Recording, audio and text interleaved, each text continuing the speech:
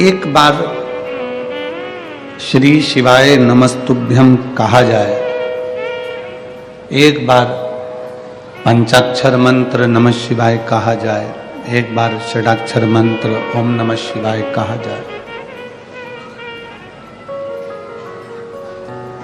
जब हम श्री शिवाय नमस्तुभ्यम कहते हैं, जब हम श्री शिवाय नमस्तुभ्यम का जाप करते हैं, स्मरण करते हैं, तो 33 कोटि देवी देवता, जितने भी देवताओं की लिस्ट है, जितने भी देवी देवता विराजमान है, चाहे वो पितर हो, चाहे वो गंधर्व हो, चाहे वो अप्सरा हो, चाहे वो जो भी देव हो, जो भी देवी देवता है, कहीं पर भी बैठकर, किसी मंदिर में, देवालय में, शिवालय में, कथा में, या आप अपने घर पर बैठकर जब आप श्री शिवाय नमस्तुभ्यम का जाप करते हो, श्री शिवाय नमस्तुभ्यम जब बोलते हो, तो 33 कोटि देवी देवताओं का ध्यान आप पर आ जाता है। 33 कोटि देवी देवताओं की दृष्टि जब हम पर पड़ती है, 33 कोटि देवी देवताओं की दृष्टि जब आप और हम पर जाती है, तो ये निश्चित है कि संसार में जन्मे हुए जीव का, संसार में जन्मे हुए व्यक्ति का, संसार में जन्म लेने वाले जीव का, संसार में जन्म लेने वाले मनुष्य का कल्याण अपने आप निश्चित हो जाता है, अपने आप निश्चित हो जाता है।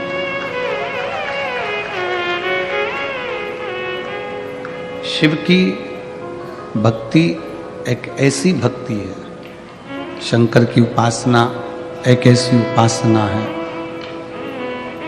शिव की आराधना एक ऐसी आराधना है जो व्यक्ति को कुछ अलग बनाती है।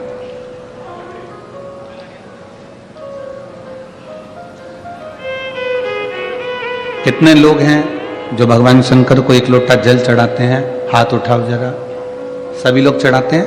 रख लो हाथ नीचे, वापिस रखो।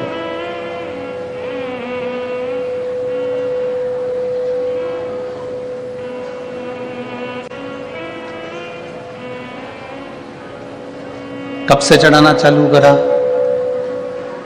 कोई कहेगा 2 महीने हो गए, कोई कहेगा 6 महीने हो गए, कोई कहेगा 4 महीने हो गए, कोई कहेगा 8 महीने हो गए, कोई कहेगा 10 महीने हो गए, कोई कहेगा 1 साल हो गया, कोई बोलेगा 2 साल हो गया, किसी को 3 साल हो जाते हैं, किसी को 4 साल हो जाते हैं, किसी को 5 साल हो जाते हैं। शंकर भगवान पर जल चढ़ाते चढ़ाते चढ़ाते चढ़ाते 2 महीना, 4 महीना, 6 महीना, जितना भी आपने शिव को दिया, जितना भी समय आपने भगवान शंकर को दिया, तुम्हारा वो दिया गया समय जो तुमने भगवान देवाधिदेव महादेव को प्रदान किया है, जो भगवान शंकर को दिया है, तुम्हारा दिया गया समय जो तुमने भगवान शंकर को प्रदान किया है, शिव को प्रदान किया है, वो खाली नहीं जाता। शंकर को दिया गया समय खाली नहीं जाए। शिव को दिया गया समय, भगवान शंकर को दिया गया समय, भगवान शंकर को प्रदान किया गया समय, जिस समय पर हमारी कोई दुख की घड़ी आती है, विपदा की घड़ी आती है, कोई तकलीफ की घड़ी आती है, कोई कष्ट की घड़ी आती है, शिव महापुराण की कथा कहती है, उस समय पर जो तुमने भगवान देवाधिदेव महादेव को 1 लोटा जल समर्पित करा है, उस समय पर तुम्हारी तकलीफ की घड़ी में शंकर भगवान आकर सम्मुख में खड़े हो जाते हैं। उस समय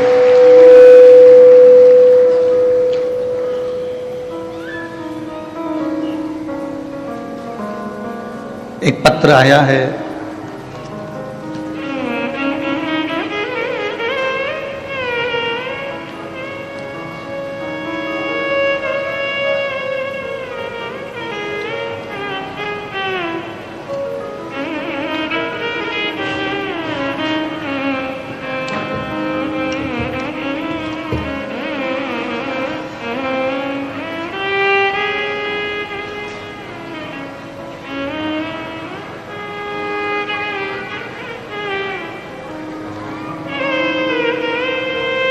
पहला एक गाड़ी का एक फोटो देखिएगा, पहले नंबर का, इसको क्लोज कर दिखाइएगा। आस्था चैनल पर वो जितने लोग एलईडी के माध्यम से देख रहे हैं वो एलईडी के माध्यम से, पुल के ऊपर से गाड़ी एक नदी के अंदर गिर जाती है और गाड़ी भी उल्टी गिरती है, पूरी की पूरी गाड़ी उल्टी पड़ी हुई है। बहुत देर तक गाड़ी जब उल्टी पड़ी रहती है तो गाड़ी पानी के वेग के कारण पलटकर टेढ़ी हो जाती है। दूसरा पत्र, दूसरा, बहुत देर तक गाड़ी जब पानी में पड़ी है उसके बाद में फिर वो टेढ़ी हो गई। जाने आने वालों ने देखा, सो सपना पंकज राजपूत, मैं नासिक की रहने वाली हूँ, कहीं बैठी हो तो एक बेलपत्र लेने के लिए आ सकती हैं। कहीं बैठी हैं, आप ही हैं, ऐसा हाथ हिला दो एक बार, ठीक है, दिख गए हो, आ जाइए, बेलपत्र ले जाइए। सपना पंकज राजपूत, मैं नासिक की रहने वाली हूँ। भोलेनाथ जी का मैं क्या वर्णन करूँ। हमारी सोसाइटी में मंदिर बाबा भोलेनाथ का, जहाँ पर हम बाबा को जल चढ़ाने जाते और उस मंदिर का निर्माण के सहयोगी भी बने। गुरुदेव, एक दिन बाबा की ऐसी कृपा का मैं क्या वर्णन करूं गुरुदेव, शिव शिव होता है। गाड़ी पुल के ऊपर से नीचे गिरी और नीचे नदी बह रही थी और उसमें गाड़ी गिरी तो गाड़ी का जोर से पानी में अंदर आवाज आई। उधर आसपास के लोग भी देखकर थकित रह गए, किसी को लगा कि कोई पत्थर गिरा है, पर उनको मालूम नहीं था कि गाड़ी अंदर कर गई। बहुत देर तक गाड़ी पानी में रही।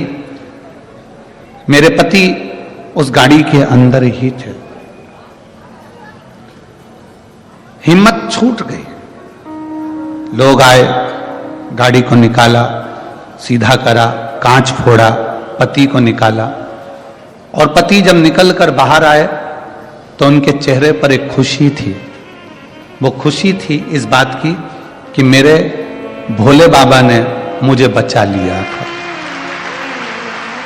मुझे मेरे भोलेनाथ जी ने बचा लिया था। गुरुदेव, मेरे पति मुझसे कहते हैं, मेरे पति मुझे वर्णन करते हैं कि शंकर पर चढ़ाया गया एक लोटा जल किस जगह पर काम आता है। शिव जी को चढ़ाया गया जल, शंकर भगवान को चढ़ाया गया जल किस जगह पर काम आ रहा है।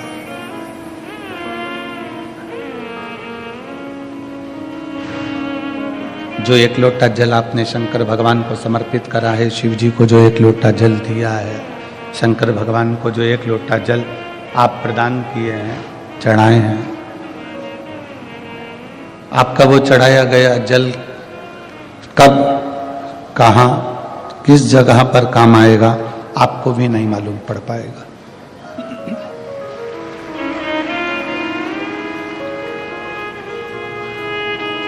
भूल जाओ, शंकर को जल चढ़ाने के बाद आप ये भूल जाओ कि मैं 2 महीने से कि 3 महीने से कि 3 साल से कि 1 साल से कि 1.5 साल से कि 2 साल से कि 4 साल से आप शंकर जी को जल चढ़ा रहे हैं। इस बात को आप भूल जाइए, आपके स्मरण में मत लाइए इस बात को।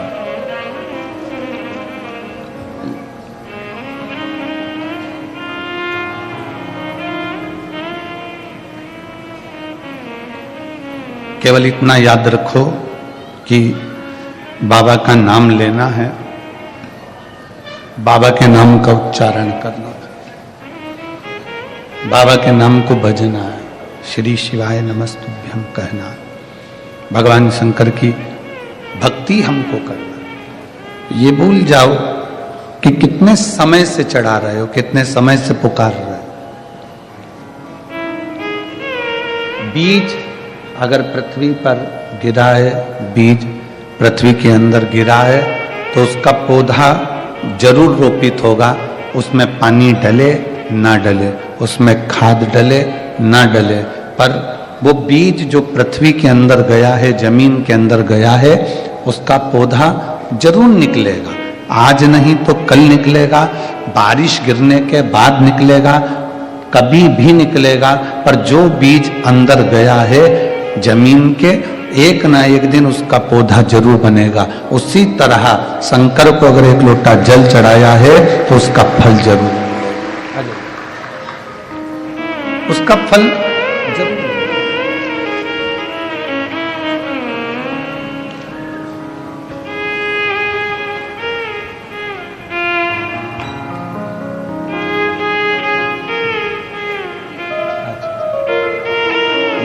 ठीक है बाबा के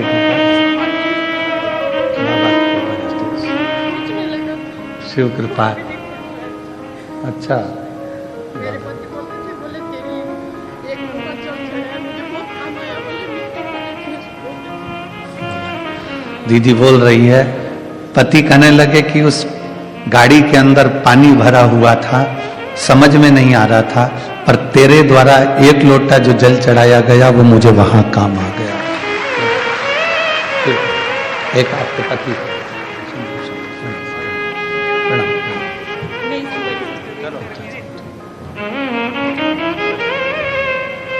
आपके द्वारा समर्पित किया गया एक लोटा जल कहाँ काम आएगा, कब काम आएगा, कैसे काम आएगा, ये वो जानता है। आप शंकर के मंदिर जाते रहो, आप शिव की चौखट पर जाते रहो, आप शंकर के दरवाजे पर जाते रहो, शंकर के दरवाजे पर जाते रहोगे, शिव की चौखट पर पहुंचते रहोगे, शंकर का एक लोटा जल समर्पित करते रहोगे, अपने आप मेरा शंकर, मेरा ओघड़दानी, मेरा त्रिकालदर्शी, मेरा कैलाशी अविनाशी शिव आप पर कृपा करना प्रारंभ कर देगा। आपको बोलने की भी जरूरत नहीं पड़ेगी कि शिव जी से कुछ कहा जाए, शंकर जी से कुछ बोला जाए। आप तो केवल शंकर के मंदिर में एक लोटा जल लेकर जाइए, शिव के पास में एक लोटा जल लेकर पहुंचिए, शिव की चौखट पर एक लोटा जल लेकर जाना प्रारंभ करें, वो संभाल लेगा। कर्म की गति को भोगने के लिए यह हमारा शरीर मिला है, मानव की देह मिली है। कर्म की गति को भोगने के लिए हम ये मनुष्य के शरीर में आए हैं, मानव की देह में आए हैं। जितने बैठे हो ना, सबका अपना अपना दुख है और सबकी अपनी अपनी प्रसन्नता है, सबके अपने अपने कष्ट है, सबका अपना अपना दुख है। इसलिए आप और हम जब प्रार्थना करते हैं, आप और हम जब भगवान को पुकारते हैं, स्तुति करते हैं, उस समय पर हम ये नहीं बोलते कि मेरे पेट में दर्द है या कैंसर का रोग है या थायराइड का रोग है या सिर का रोग है या कोई अन्य रोग है। उस समय पर हम बाबा से कहते हैं, बाबा सब दुख काटो हमारा, ओ भोला सब दुख काटो। हम बाबा से ये नहीं कहते कि मेरे शरीर में ये दुख है, मेरे शरीर में ये कष्ट है। हम बाबा से कहते हैं कि सब दुख काटो। किसी दुख का हम वर्णन नहीं कर रहे हैं कि हमारे पेट में दर्द है, कि सिर में दर्द है, कि घुटने में दर्द है, कि पाँव में दर्द। हम तो सब दुख का वर्णन कर रहे हैं कि सारा दुख आप काट दीजिए।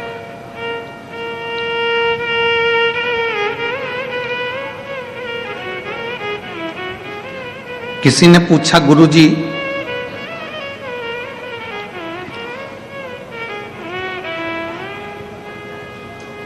अगर कोई कर्जा लेकर मर जाता है, उसके लड़के, उसकी लड़की, उसका पोता, उसकी पोती, नाती पंती, भाई बंधु उसका कर्जा चुका देते हैं।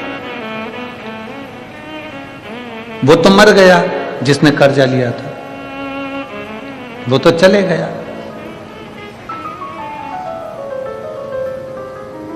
भाई ने कर्जा चुका दिया, बेटे ने कर्जा चुका दिया, बेटी ने कर्जा चुका दिया, रिश्तेदारों ने कर्जा चुका दिया, तो क्या जो मरा है उसको भोगना पड़ेगा? दूसरी बात, बाकी नहीं भोगना पड़ेगा। कर्जा भाई ने चुकाया, कर्जा बेटे ने चुकाया, कर्जा बेटी ने चुकाया, पर जिसने लिया था वो नहीं चुका पाया। अपने कर्म का भोग अपने को स्वयं भोगना है। परसों की कथा में कहा था कि हाथ में हमको खुजाल चली है तो हम खुजालेंगे। पेट हमारा दुखा है तो दवाई भी हम खाएंगे, दवाई भी हम खाएंगे। सिर में दर्द है तो दवाई हम खाएंगे, पड़ोसी को नहीं खिलाएंगे।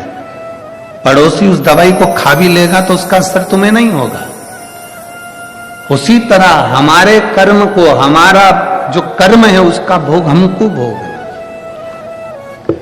जितने परिवार वाले हैं, जितने कुटुंब वाले हैं, जितने रिश्तेदार हैं, ये सब तुम्हारे कमाए गए धन का भोग भोगेंगे और तुम अपने कर्म का भोग भोगोगे। ये धन का भोग भोगेंगे।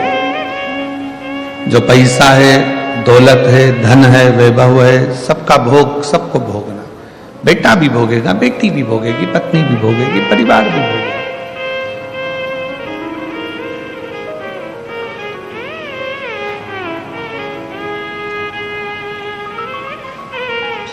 कर्जा चुकाने के लिए तो मेरे भगवान राम को भी पृथ्वी पर वापिस कृष्ण के रूप में अवतरित होना पड़ा।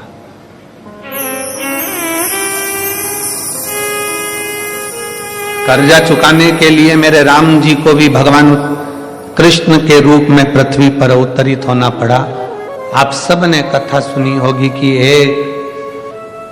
एक बार भगवान श्री राम माता जानकी के साथ में अपने पिता के वचनों को निभाने के लिए वन जा रहे थे। कितने वर्ष के लिए गए? जम के बोलो जरा।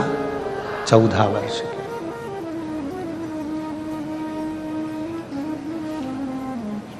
चौदह वर्ष के लिए राम वन चले। 14 वर्ष चलते चलते एक ऐसा वीरान जंगल आ गया जिस वीरान जंगल में पानी भी नहीं था, जहां पर पीने के लिए जल भी नहीं। चलते चलते माता जानकी थक गई और माता जानकी इतनी थकी कि माता जानकी जी ने कहा कि अब मुझे प्यास लग रही है, मुझे पानी पीना है। अपने माता पिता के वचन को पूर्ण करने के लिए भगवान श्री राम वन को चले और मां जानकी चलते चलते थक गईं और थकने के बाद में माता जानकी कहती हैं कि अब मुझे प्यास लगी, बहुत पानी की प्यास। जानकी जी जब जल को पुकार रही हैं कि मुझे पानी पीना है, राम जी ने देखा कि आसपास में कोई सरोवर नहीं है, आसपास में कोई जलाशय नहीं है, कोई सरोवर नहीं, कोई जलाशय नहीं। तब राम जी ने जानकी जी को एक वृक्ष की छांव में बिठा दिया, तुम यहां बैठो, लक्ष्मण जी आप भाभी के साथ में रहिए, मैं जल देखता हूं। राम जी ने जल देखना प्रारंभ करा तो कहीं जल नजर नहीं आया। एक तो कोस निकल भी गए बाहर, एक दो कोस निकलने के बाद भी जल नहीं मिला, पानी नहीं मिला। ढूंढते ढूंढते राम जी महाराज और आगे निकले, तब एक मोर नजर आया और राम जी ने उस मोर से कहा कि पक्षियों में कोई दूसरा पक्षी मुझे दिख नहीं रहा, पर मोर तुम नजर आए हो, क्या तुम मेरी थोड़ी सी सहायता करोगे? क्या मुझे कोई जलाशय, कोई पानी का स्थान, कोई कुंड, कोई बावड़ी, कोई कूप, कोई सरोवर मुझे दिखाओगे? मेरी धर्म पत्नी जानकी जी को प्यास लगी है, आप मुझे जलाशय दिखाएंगे। मोर उसी समय पर शीश झुकाकर कहता है कि मैं आपको पानी का स्थान दिखा देता हूं, मैं आपको सरोवर दिखा देता हूं, मैं आपको जलाशय दिखा देता हूं, चलिए। राम जी चलने लगे, मोर भी चलने लगा। अब मोर कहने लगा कि प्रभु मैं चलूंगा धीमा धीमा और पानी तक पहुंचने में समय लग जाएगा, एक काम करता हूं मैं उड़ के चलता हूं, तुम मेरे पीछे पीछे चलो। राम जी ने कहा ठीक है। मोर उड़ा, थोड़ी दूर चलने पर मोर राम जी को दिखा ही नहीं, कहां चले गए। राम जी फिर एक जगह पर बैठ गए। फिर मोर वापिस आया और मोर ने आकर कहा प्रभु आप मार्ग भटक रहे हो, आपको रास्ता नहीं मिल रहा, एक काम करता हूं मैं उड़ूंगा, अपना एक एक पंख जमीन पर गिराते गिराते जाऊंगा, मैं ना दिखूं तो पंख देखते देखते आप पीछे पीछे आ जाओ। मोर ने अपना पंख गिराना प्रारंभ करा, राम जी ने चलना प्रारंभ करा। जलाशय तक, सरोवर तक, तालाब तक राम जी पहुंच गए। राम जी ने सरोवर पर पानी को भरा और जो देखा मोर को, तो मोर के पूरे पंख झड़ चुके थे। मोर एक मौसम होता है, उस मौसम में एक समय होता है, उस समय में मोर अपने पंख को झड़ाता है। अगर मोर हर किसी मौसम में अपने पंख को झड़ा देता है तो मोर को मरना पड़ता है।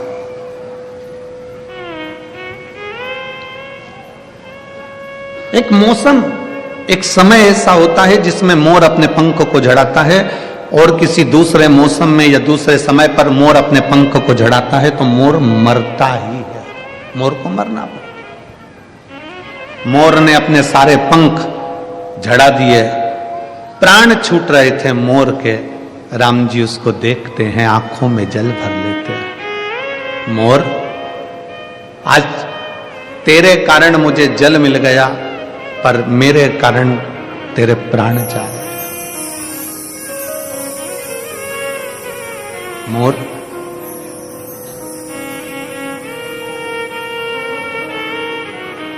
तेरे को कुछ मांगना हो तो मांग ले। मोर कहता है प्रभु आपके चरणों की शरणागति देना। राम जी कहते हैं मेरे सामने तेरे प्राण छूट रहे हैं, शरणागति तो वैसे ही मिल जाएगी, और तू मेरे चरण मांग रहा है। मोर, तेरा कर्जा मेरे मस्तक पर चढ़ा है, अगला अवतार लूंगा कृष्ण का, तो तेरा कर्जा चुकाने के लिए तेरे पंख को सिर पर धारण कर।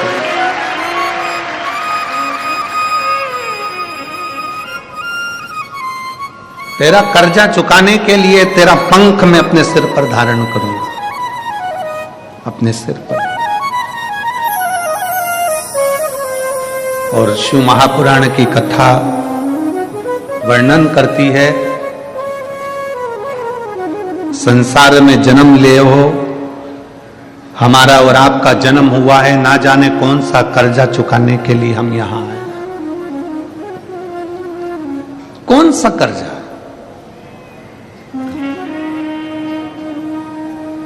सास कहती है मेरी बहू अच्छी नहीं है, हम कहते हैं पूर्व समय का स्मरण करिएगा, हो सकता है तुमने दरवाजे पर आई हुई गाय को डंडा मारकर भगाया होगा, हो सकता है तुमने किसी को अपशब्द कहा होगा।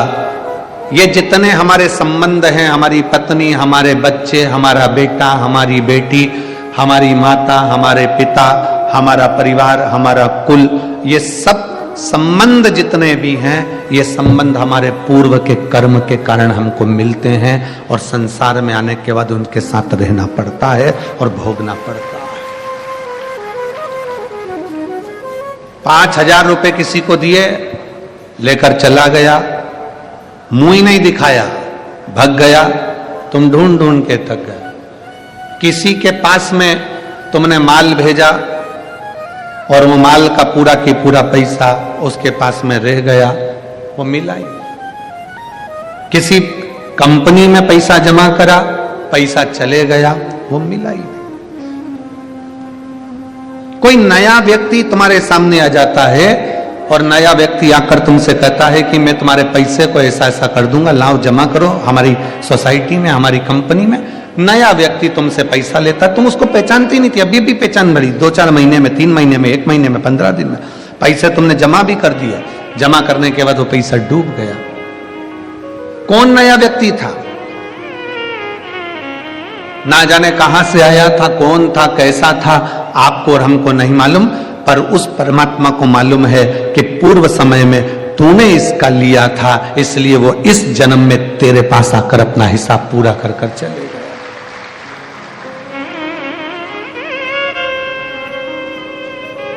शिव महापुराण की एक बात अपनी जिंदगी में जरूर उतारिए।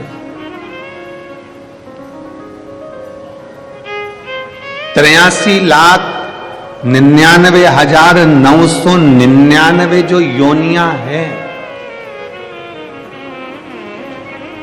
83,99,999 जो योनियां हैं, ऐसी कोई योनि नहीं मनुष्य की देह 84 लाखवें नंबर की योनि है। सारी योनियों में जितनी योनियां बनेंगी, आप कुत्ता बनेंगे, आप झिंगुर बने, इल्ली बने, कीट बने, पतंगा बने, स्वान बने, मछली बने, जानवर बने, जलचर बने, थलचर बने, वायुचर बने, पक्षी बने, पशु बने, कुछ भी बने, 83,99,999 योनियों में ना जाने सारी योनियां आपको मिली, मनुष्य की देह भी मिली।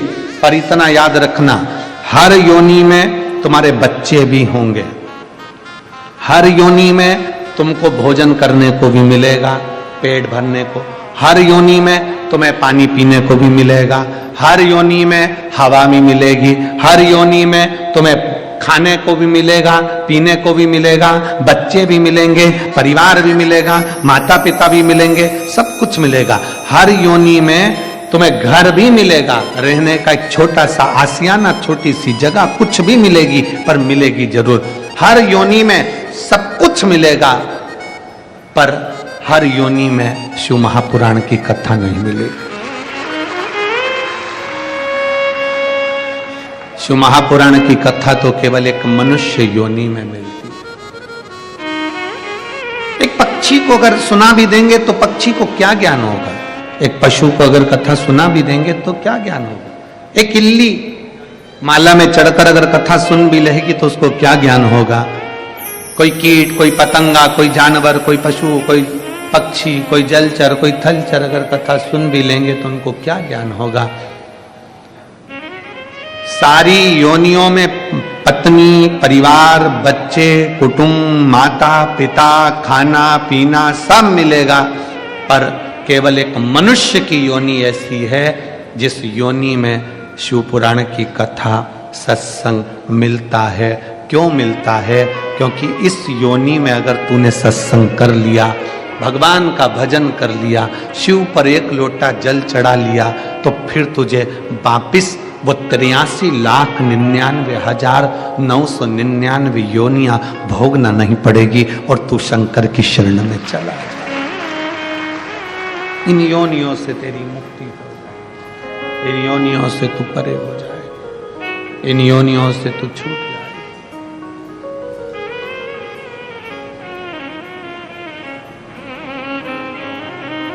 कर्ज चुकाने के लिए आपका और हमारा जन्म हुआ है, कर्ज पूर्व समय का। बेटी ने जन्म ले लिया, बेटे ने जन्म ले लिया,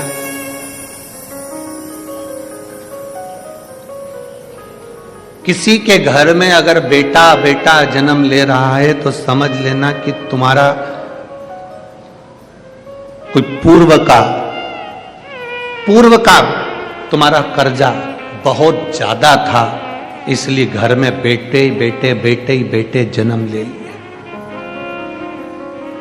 अगर तुम्हारे घर में, परिवार में, कुल में एक बेटी भी जन्म ले ले तो समझ लेना कि तुम्हारा पूर्व का कोई पुण्य बड़ा प्रबल था जिसके कारण बेटी ने जन्म। बड़ी मुश्किल से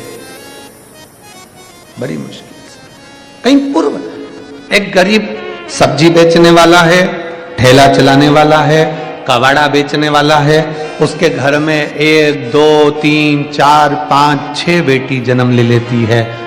और कोई कोई बहुत पैसे वाला करोड़पति, धनपति, वैभवपति है, उसके घर में बेटा ही बेटा जन्म लेते हैं।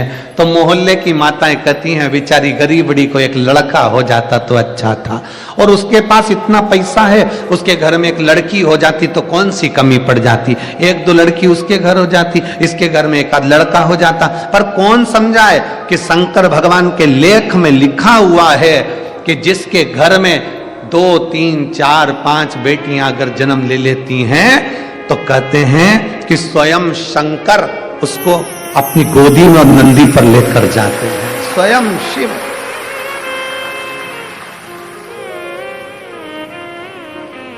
हम सोचते हैं कि बेटों का जन्म हो रहा है तो बड़े भाग्यशाली हैं। आप भाग्यशाली हो, बेटे ने जन्म लिया, पर सौभाग्यशाली तो तभी होगे जब घर में बेटी का जन्म हो। जब घर में बेटी का जन्म है तो सौभाग्यशाली, नहीं तो भाग्यशाली तो आप हो।